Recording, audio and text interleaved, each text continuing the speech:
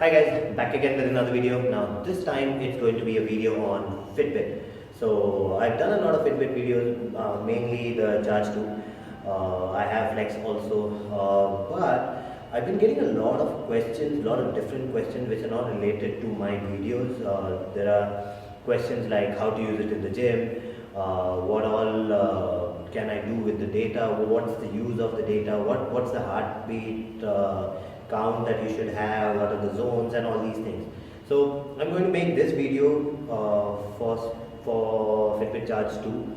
So there are other Fitbits also, we'll talk about that later on, but this video is going to be on Fitbit Charge 2, how to use it in the gym. So mostly you would have seen a lot of people use Fitbit, but they don't know what to do with it. The only thing that they use it for is step count. So it counts your steps, how many steps did you take for the day, and then you have competition between your friends and then see that who walked more.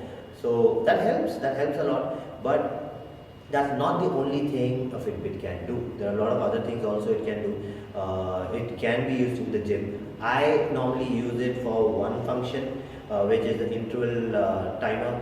So I use the interval timer to do a lot of exercises, the interval workout. Now if you want to see that video, click on that link wherever it comes, and then you can see that video also.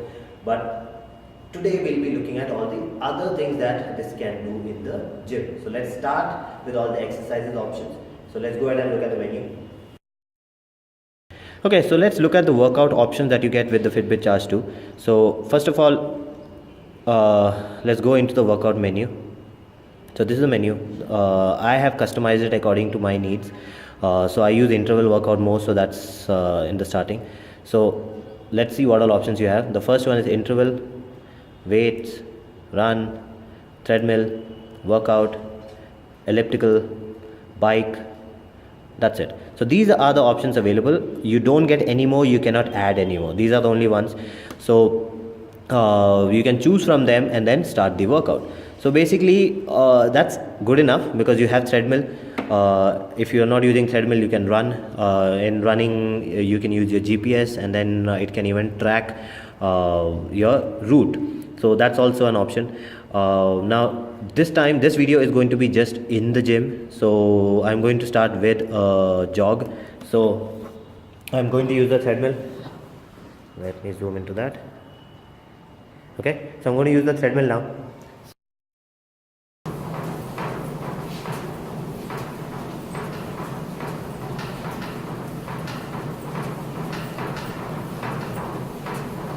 Okay, so I started the treadmill on the Fitbit. So I'm jogging. Now, in this mode, it will not use GPS because I'm in 1K and I'm moving around.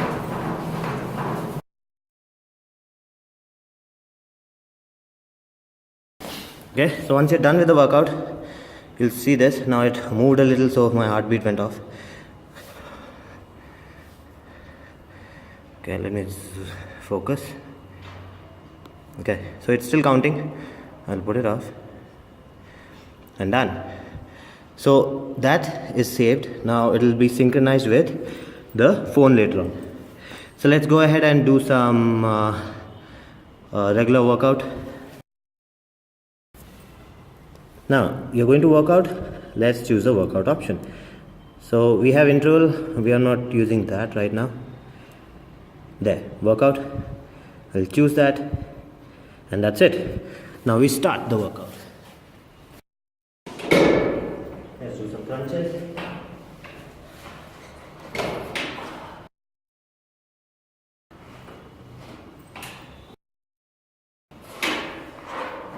Now let's check the heartbeat. Okay, so I've reached 137. Now at the bottom you see something called cardio. Now this is a different zone. There are 3 zones that we'll talk about, and we'll understand what that zone means and why is it necessary for you to put in the right data. Do not lie to the Fitbit app. If you are like 30 years old, do not say that you're 25, or don't say that you're 19. That will give you the wrong calculation, so it's dangerous. So I'll talk about that later on. So let's go ahead and do some weights now. Okay, so let's go to the weights option now. Hopefully you're able to see it. Yes, workout, bike, interval, weights. So I'll choose weights. Oh, no run. Weights, keep it pressed, and it starts. Now you see fat burner. I'll talk about that later on. Now let's start. Okay, autofocus on. Now since it's morning, I'm not going to be doing heavy weights, some light weights, but that'll show you what all information will this give. So let's start with some regular.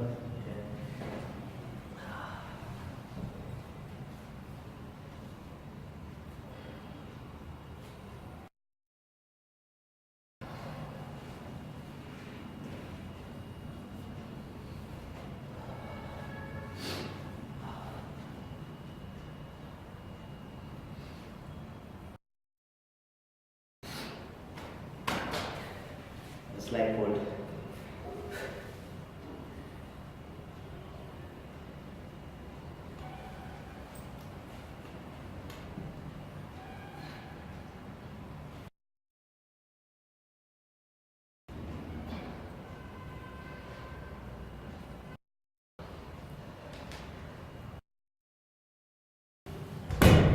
Okay, now let's see.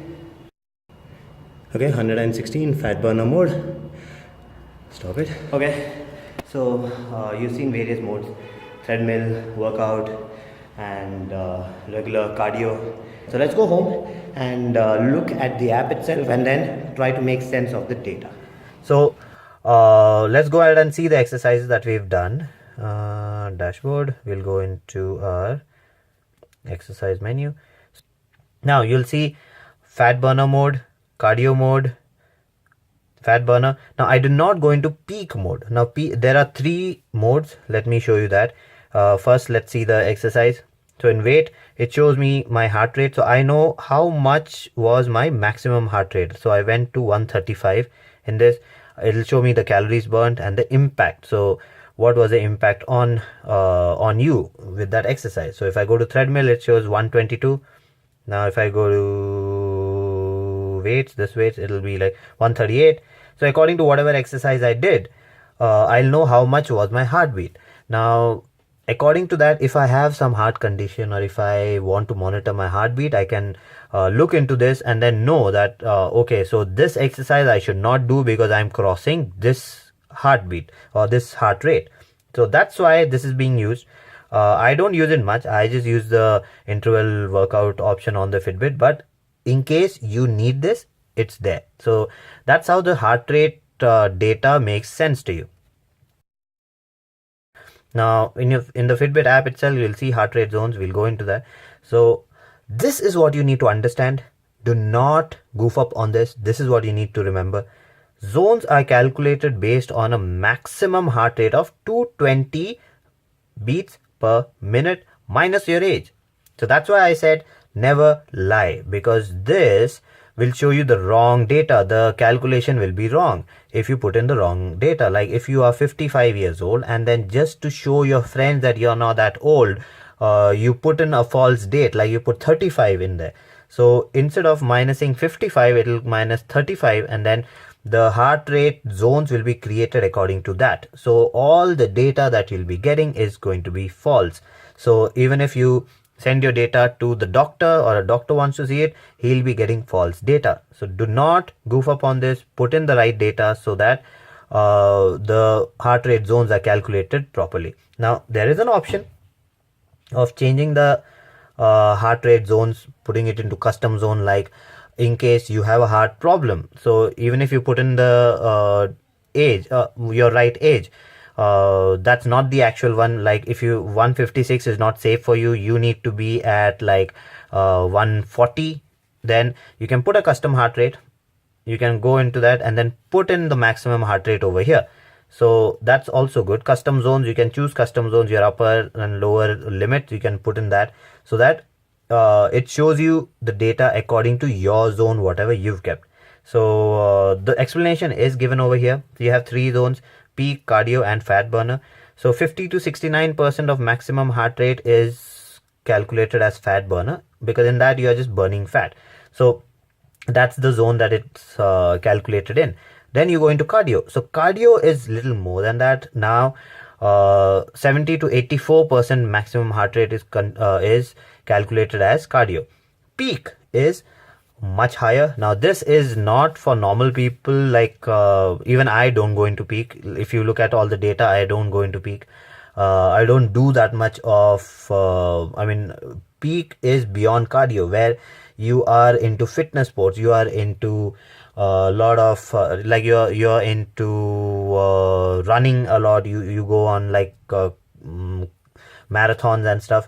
Those are the people who go into the peak zone. I do not go into that, so I'll not really comment on that, but it's going to be 85% greater than 85% of the maximum heart rate.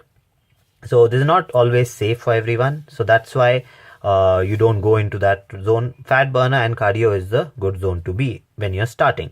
After that, maybe once you're fitter, you can go into peak zone.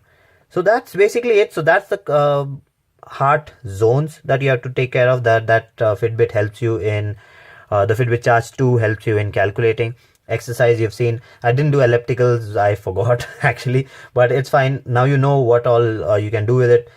You can choose the exercise and do the exercises. Now it'll calculate how many steps you've taken, how many calories you burned, and the heart rate will be monitored, so that now you know what's the heart rate that you go to. And then if a doctor says you should not cross this heart rate, then you can make sure that with the Fitbit you can see that you're not moving out of that zone. That's it for this video. If you like the video, please subscribe, hit the like button and do comment, and I'll see you again with another video. Bye bye.